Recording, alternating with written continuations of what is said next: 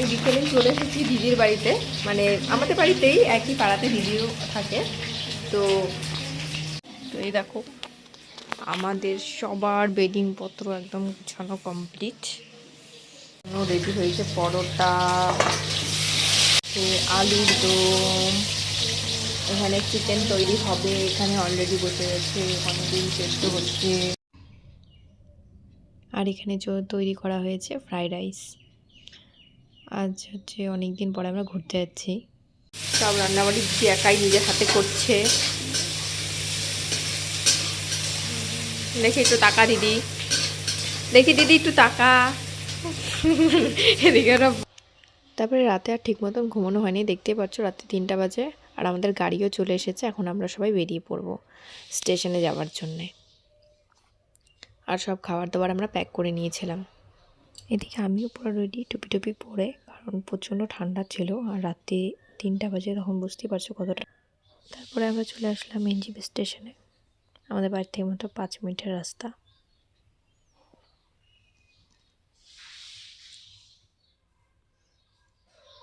এদিকে তো তারপরে আর ভিডিও বেশি করাই হয়নি, এই তো স্টেশনে সকাল হয়ে গেছিলো।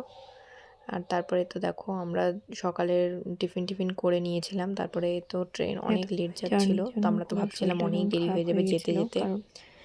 আর ভালোও লাগছিল না ট্রেনে কতক্ষণ। আর যতই হোক এই পাশে না, তারপরে তো বসে অপেক্ষা করছি।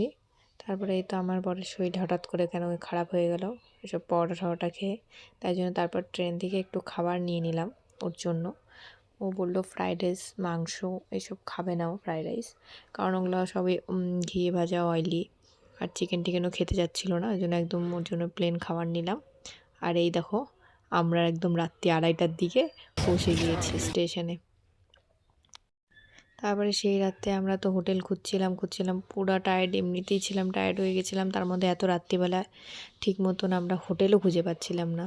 তারপরে তো খোঁজাখুঁজি করতে করতে এই একটা হোটেল কোনো রকম পেয়েছিলাম। তো এখানে বর্তমানে কি করব, সে সময় আমরা এভাবে চলে এসেছিলাম। এইভাবে আমরা হোটেলে ছিলাম।